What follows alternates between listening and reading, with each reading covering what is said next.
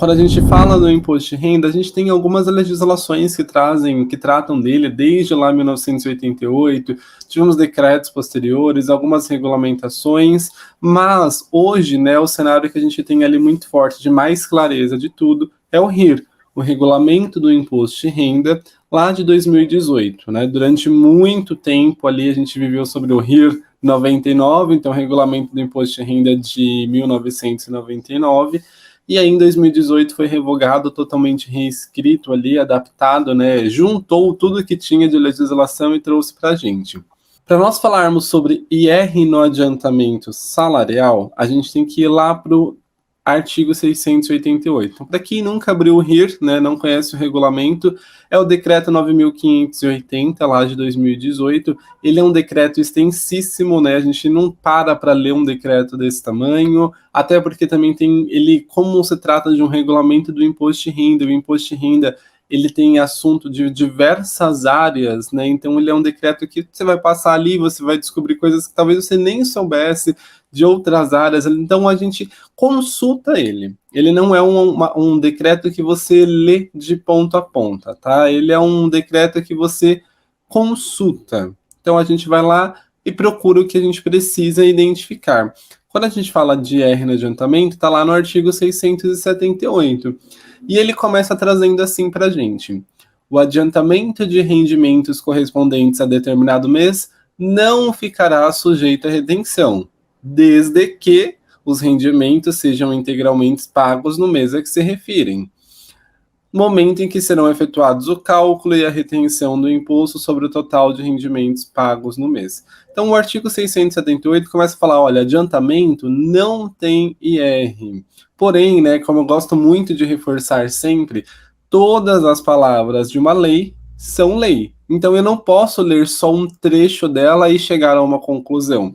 Ela começa aqui falando, deixa eu colocar aqui a setinha pra gente. Ó, ele começa falando que não ficará sujeito à retenção, mas depois traz um desde que. E o desde que é uma condição, então, ali oposta, né? Então, ó, eu não vou tributar desde que eu pague o adiantamento e o pagamento integral no mesmo mês. Aí a gente vai lá para o parágrafo 1º.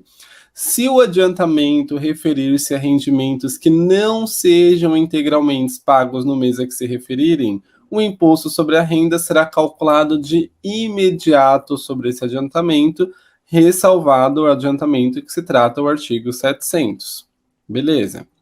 Seguimos aqui, no parágrafo 2º.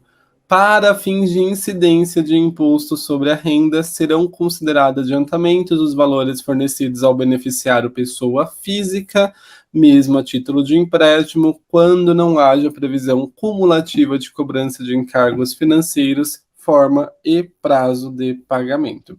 Então, aqui é a parte que o regulamento do imposto de renda nos fala sobre o IR no adiantamento, quando tem e quando não tem. Tá? Então, esse é o cenário que a gente tem. Então, no caput do artigo, quando não tem, no parágrafo 1º, quando tem, e no parágrafo 2º, o que é adiantamento. Então, a gente precisa ter clareza. É pequenininho o trecho, não é muito grande, é só isso que fala aqui no regulamento do imposto de renda. Então, eu preciso ter essa clareza aqui neste primeiro momento, ok? Aí eu trouxe para vocês um exemplo de se eu vou tributar ou se eu não vou tributar. Então, eu tenho um adiantamento salarial, né, aquele, por exemplo, que normalmente é de 40% do salário, ali referente ao mês de maio, que eu estou pagando em 15 de maio. A folha mensal do mês de maio também eu estou pagando ali no dia 31 de maio. Quando que eu vou tributar o IR? Integralmente na folha mensal. Por quê? Vamos voltar aqui para o regulamento. O que ele fala? Olha, o adiantamento ele não fica sujeito ao IR desde que os rendimentos sejam integralmente pagos no mês a que se referirem. Então, ele vai ser efetuado o cálculo e a retenção sobre o total de rendimento. Se a gente for para o nosso exemplo, o mês é maio, e os dois estão sendo pagos dentro do mesmo mês. Então, isso é o que diz o começo do artigo 678. Se eu tenho um adiantamento cuja o pagamento integral vai acontecer dentro do mesmo mês, a tributação é apenas no pagamento integral. Então, no nosso caso, na folha de pagamento mensal. Vou até voltar aqui de novo, olha. Adiantamento de rendimentos correspondente a determinado mês não ficará sujeito à retenção, desde que os rendimentos sejam integralmente pagos no mês a que se referirem, momento em que serão efetuados o cálculo e a retenção do imposto sobre o total de rendimentos. Então, aqui, esse é o nosso primeiro exemplo. Isso daqui é o que vocês chamam de regime de caixa, de competência, né? E aí eu já vou começar a live falando para vocês aquele nosso recadinho habitual.